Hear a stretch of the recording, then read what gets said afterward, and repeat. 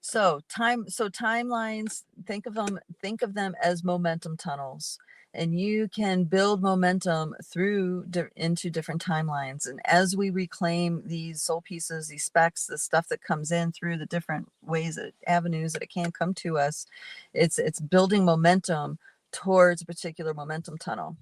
Now, and I understand when we get into, I know you guys too understand that when we get to these outer nesting dolls, time works completely differently and it's not the same thing. But our momentum tunnel is what is going to help, because we need to keep our psychology, like, our sense of, there's a certain mechanism in the biosuit it needs. So we need to have a 4D timeline tunnel that momentum is building up into.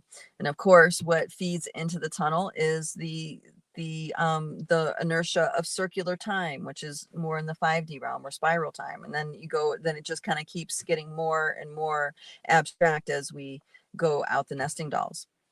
But the circular time intrusion, the circular timeline intrusions from the 5D field, there's distortions working its way out of there, and I feel like that's why it's so intense. That's why it's so intense in the personal experience, is that there are long momentum cycles that we have been in as a soul, that has been informing our here and now, that have, they've come to completion on these other levels, right? They've completely are done. It's like the door shut and locked, and that inertia for that perpetuation of that particular soul experience is completely just done.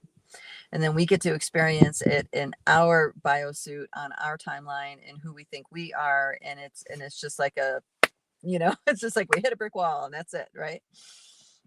So I'm just putting words to these things so to help you guys get traction, or get traction and relationship to these, looser relationship. Because it's, we can take things personally, of course. It hurts to get degraded, or it hurts to be disrespected or rejected, or, all these things hurt, especially when you are doing your best, right? So, and that's the other piece, actually, something that I wanted to talk about, is that I'm noticing that the sensitivities are increasing dramatically. Okay, so it could, if you tend towards being more of an empath, your empathic stuff is spiking. If you're more of a psychic intuitive, that's spiking. Maybe, if you're a medium, that is spiking. Of course, there's lots of reasons for that to be spiking as a medium, one who talks to spirits that have passed. So and it seems a little bit inconvenient to have your sensitivities spiking and your personal pain like reaching its climax, and I think about this, like, why, what's the justice in that? And what I realize is that, we are having this big push forward, and we need to be as present as possible, and that's why that sensitivity is there, so we can have it all, in that big burst, if that's the way to say it, have it all in that big burst, be fully present with it, and then have our recovery time. There's no half showing up anymore. You see what I mean? There's no half doing it anymore. It's all the way, whether you are doing it kicking and screaming or not. Passing through these experiences. So don't worry about the Armageddon stories, all those narratives. Don't even focus on that. Stay focused on your everyday. Wake up. How do you feel? Getting into your center. In Light Body, we talk about getting into your rhythms and behind your eyes. It's just like double down on that as you go through the process. And what I'm getting is that there's no promise that the process is not going to be painful.